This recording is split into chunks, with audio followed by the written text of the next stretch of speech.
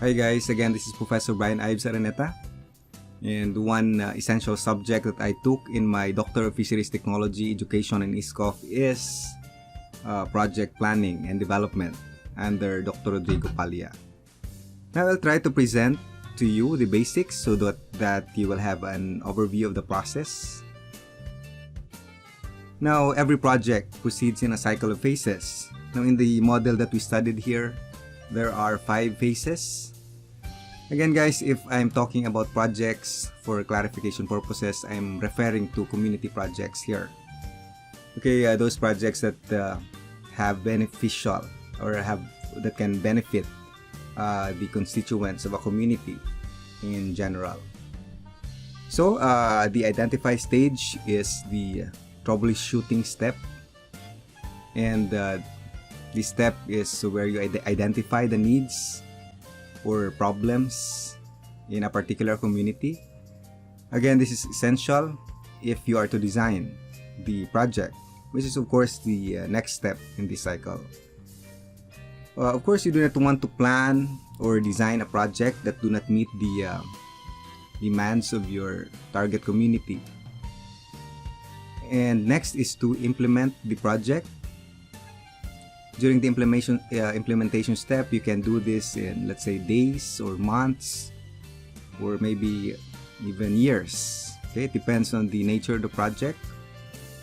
And when the project is done, there is a need to evaluate. Okay, you have to evaluate whether the project goals and objectives were achieved. And normally, no project is perfect. We know that. We will always find additional problems or let's say new problems. So this will again take us back to the identify step. That's why it's a cycle. And before I forget, of course, we still have the 5th component of the cycle, which is the monitoring step. Okay, it's still part of the regulatory mechanism. Okay, we have to ensure that these different stages in the cycle that I have mentioned so far are, let's say, we have to do some sort of adjustments along the way to keep the integrity of the entire process. Okay, now let's focus on project planning. Planning always involve a step-by-step process. Okay, so and we are doing the planning because we want to achieve a goal. Of course, you can strive to achieve a goal without planning, but in terms of success, of course, planning will increase your chances. We do not want to take chances, especially if we're doing community projects that can impact a lot of stakeholders. Should be responsible. Now, why is it really important to plan a project? Can we just proceed directly with the project and solve problems along the way? Again, planning helps us to clarify our goals. That will prevent us from sometimes we become too ambitious with our goals, resulting to goals that are hard to achieve. So planning also helps us utilize time and resources wisely. Okay, so think about doing things in an unstructured manner. Okay, you will surely lose time, money, and effort, and the chances of failure will be high. And when we're talking of a community project, you have to involve the community in the planning process. Okay, you can easily plan for yourself if you are for the development of your career, for example. But again, if you are dealing with a community, there is what these authorities refer to as a local decision making. So you do not make decisions yourselves if you're the project leader alone, but rather you need to get the collective decision of the entire community. And in your project proposal, it is always required that you provide proof of community involvement in your planning. And there can be, this is where your documentations can be handy.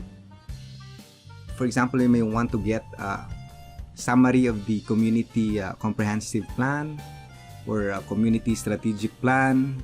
Okay, you have the so-called self-assessments of the community needs, survey data, or yung mga, you have your LGU documentations such as minutes of their meetings and past projects. Okay, so it's you're lucky if these are already prepared or already there. But again, these so-called community comprehensive and strategic plans, if you want to do this yourself, these are time-consuming processes. You cannot control this alone.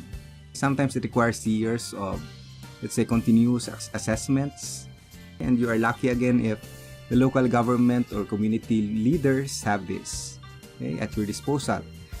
And but most of the time, of course, in the Philippines, maybe it's there, but it's outdated or it's not there at all.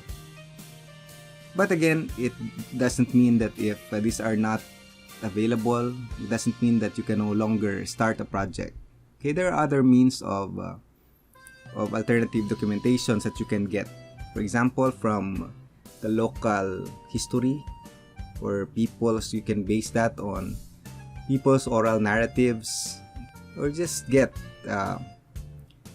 you just refer to past projects. What projects have been done here in the community in the past?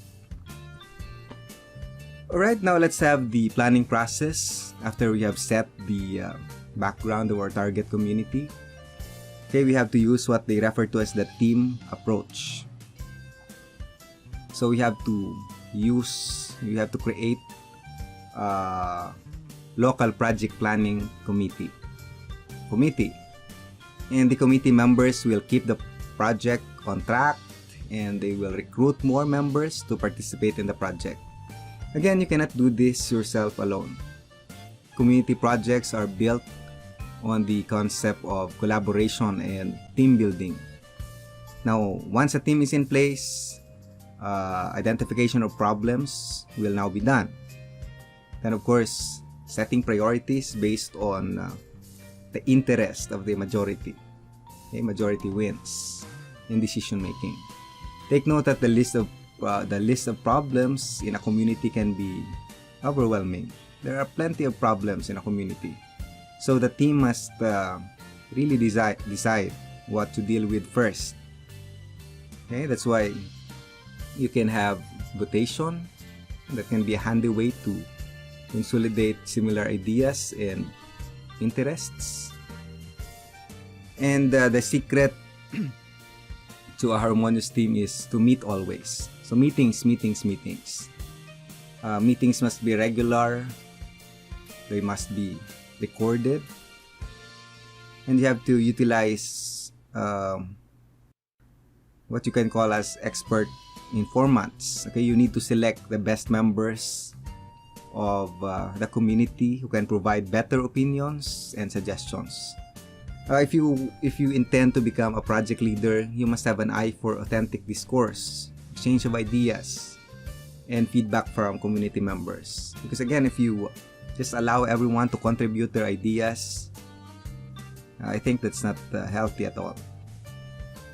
Also, find ways to boost attendance. Okay, you can offer tasty snacks or other useful incentives. Okay, you should also choose the best time and place for everyone.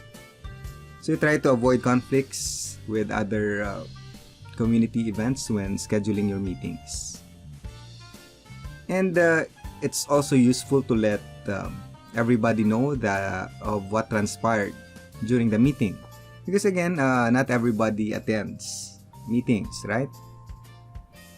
So you can post the what transpired during the meeting in the social media, or you can be asked to be interviewed in a local media. Okay, this can be effective strategies. Okay, so that's enough for planning.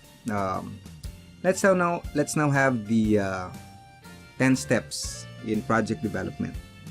Shall we say 12 steps? Now, first is to identify the long-range goals. So always think of an ideal situation. So what are these long-term goals? You may want to imagine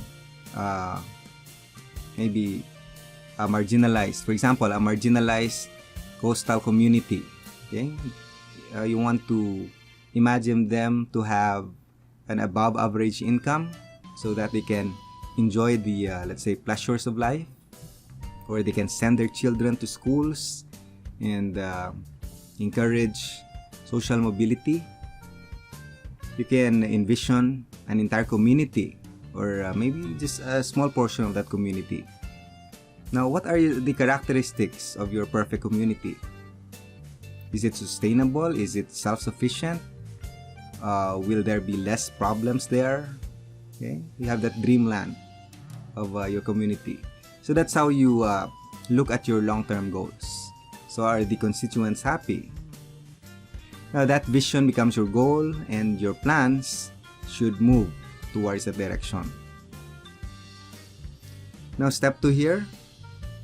It's now time to conduct community assessment to identify the problems.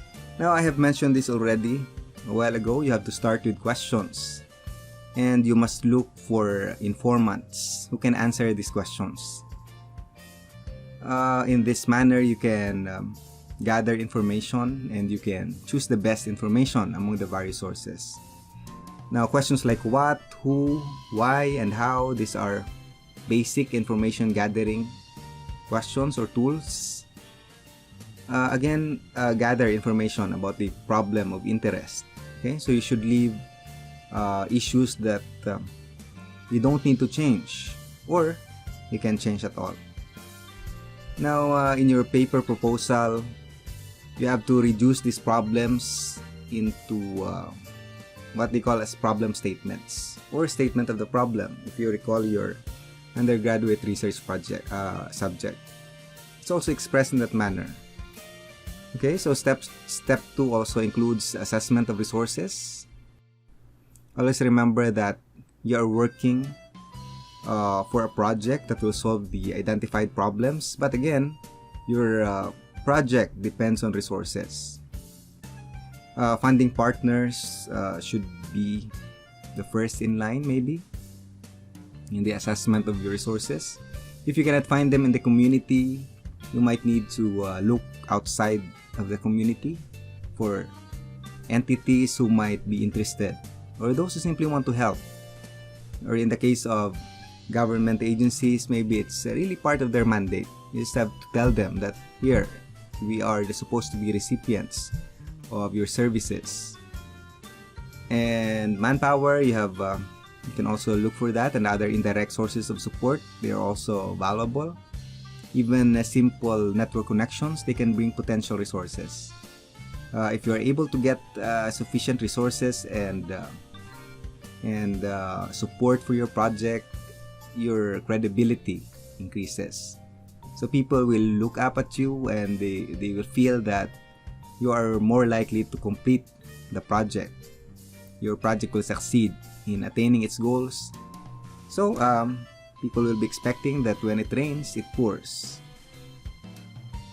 So now we have here step 3. You have to refine the assessment of assets. What does this mean?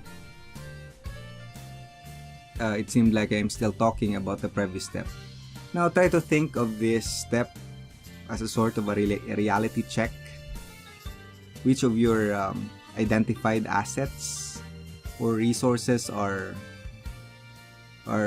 really committed to back up your project? Okay, so you can't expect much. There can be potential assets, but which of these are really realistic? Which of these people will really support you? Okay, sponsors always look at the return of investments. So of course you'll be usually expecting MOAs to be signed, and both parties are expected to benefit from your agreement from the project. Or resources may also be there, but extracting them may be hard. So think about this again. So you cannot proceed if you can back up the requirements of your project. Alright, step 4 is also the refinement of step 1 and 2. You will now determine your project goals. Now, the long-term goals that I mentioned at the start of these steps are sort of philosophical or imaginary in nature, or maybe conceptual. We need something substantial or concrete, something measurable. So something that we can directly operate on. Of course, it still relates to our long-term goals, but these project goals are clearer and more achievable. So it's more realistic. And you only made this after you are 100% sure of the resources at hand. So step 5, after setting the project goals, you will now develop your project approach or strategy. And in this step, you need to draw wisdom from your past experiences or your organization's track record. If your organization has been there for a long time already, you can do research. Okay, you can get ideas from other organizations. For example, in my sample project proposal that I submitted in this subject, my plan there is to deploy a livelihood system based on fish cage culture in a coastal community. So I simply watched YouTube and I get valuable ideas there, especially on intensive floating cages. Okay, again, take note guys, you can just research. Information is everywhere nowadays. So if you keep on looking, you will find the best strategy with the clearest path towards achieving your goals. Now, step 6, this now involves the formulation of your project objectives and activities. At this point, I no longer have the time to, let's say, differentiate between goals and objectives, because I mentioned about goals and then we have here objectives. You can Google it to have a better grasp at the relationship between these two. But for the objectives, I know that you are aware of the SMART objectives. So you focus on that. So specific, measurable, achievable, relevant, and results-oriented. Time-bound. There is also that other, what they refer to as hard objectives. And they say it's better than SMART objectives. You can also check that in Google. But those, what they refer to as hard objectives, they are better in improving or in making a person successful. Only one person. But again, if we are dealing here with a community, I think it's the SMART objectives that will apply here. We have to sort of play within the mean when we were dealing with a community, when we're dealing with lots of people. And together with these objectives are the specific tasks that need to be performed. Again, we have the objectives. These are the tasks that we must do to move closer towards achieving the objectives. These tasks are sometimes written in what they refer to as OWP or Objective Work Plan. You have to state how you will be working towards your objectives. Now here we have step 7. You need to identify potential challenges and develop your plan B or contingency plan. So again, plan B is a sort of a fallback position just in case things do not work out as planned. Okay, I always give this advice to my research students. So in the conduct of the research, they must have a sort of a fallback investigation in case they fail to gather data as planned. Now, in qualitative studies, a set of assumptions are made about a phenomenon. So these do not only include the expected results, but rather it's more in expecting that something bad might happen. Now, since you now know the risk, or you have a decent prediction of what will happen or might happen, it calls us to prepare for these things. It's also part of the planning step. Expect for the worst. Step 8. Okay, we now have step 8 here. This calls for the development of the project evaluation plan. The focus here is, of course, the achievement of goals. So we have evaluation. Did the project achieve the goals? If yes, how effective or how efficient is the project in achieving the goals? If the project did not achieve the goals, is it now a failure? Would you consider it a failure? Sometimes you need to think twice. Okay, even if the goals were not achieved, there is still more to learn from the experience, and the evaluation will make it will sort of make the weaknesses of a system surface, or it can expose persistent problems. And for any process or project, we usually cannot assess while it's going on. So we have to wait for the outcomes. Some refer to this as impact, especially if we're talking of a community and its environment. So again, let's first differentiate the outcomes and the impacts, or differentiate the outcome from the impact. Outcomes are outcomes are the measurable changes that occur. It's a sort of a direct effect of the project. So you can only measure it or point to it relative to the process that caused it. So we can think of this as a sort of short-term effects. For example, what will be the outcome if you read a short story 3 times? The outcome probably is that can lead to increased retention of the characters or the story itself. Now, after a year, will you still observe the same retention of information of the story? So that's what I mean by an outcome and an impact. So meaning impact, on the other hand, seeks for long-term effects in the community. Then you can have what they refer to as a feeding program. You can distribute food for 1 day to the poor people. Okay, they eat it and they feel full. So it's a nice outcome. They feel good for that particular day only. Then the next day, what happens? So think of the outcomes as the results of achieving the objectives. Impacts happen when the goals are achieved. Short term for outcomes, long term for impacts. Now, once the ideal state that you have imagined, that you envisioned, once you have reached that, even after the project is gone, then you are sure that the project has an impact. So I hope that's clear, that you evaluate both the outcomes and the impact. You should consider the indicators, how efficient are the methods and procedures, and how the project is being monitored and regulated. Now, step 9 is to now develop the objective work plan. Did I mention this a while ago? So meaning you do not immediately write this after the objectives. You need first to set your evaluation plan, because it will also be included in your work plan. So how will you ensure that you indeed evaluated the outcomes and impacts of the project correctly? Most proposals usually use a Gantt chart to show the individual tasks to be done.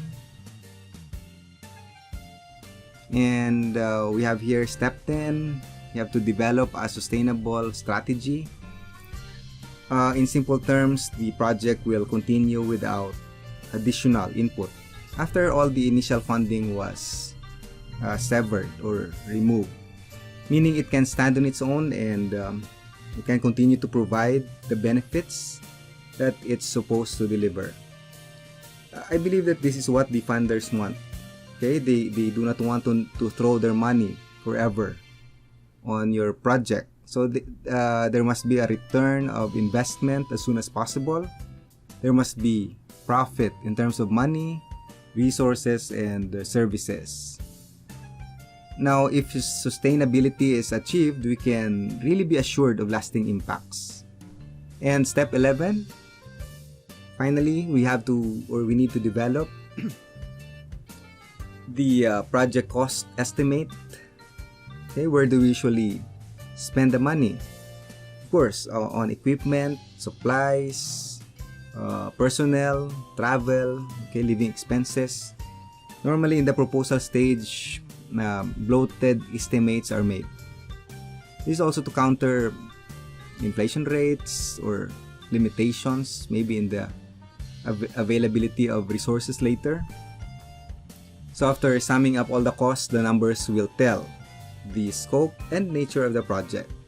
So normally people will expect much from pricey projects, okay, and they will always think that this is a complicated project, this is a big project because of the budget. And finally, it's step 12. I'm almost done. Okay, this is supposed to be a 20-minute crash course, but I've already exceeded my target time. So for step 12, you have to write the project summary.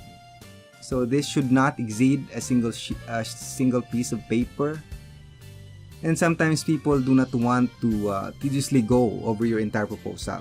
So the summary should be able to inform people of every aspect of the project in a sort of a lighter way. Think of an abstract in a scientific paper. So a layman can still cope up with the rigors of the study by just reading the abstract. So don't forget to make a summary for the lazy readers. Alright guys, so that's project planning and development. Okay, I hope that this is helpful. Okay, I've learned a lot on this subject, and thank you very much for watching.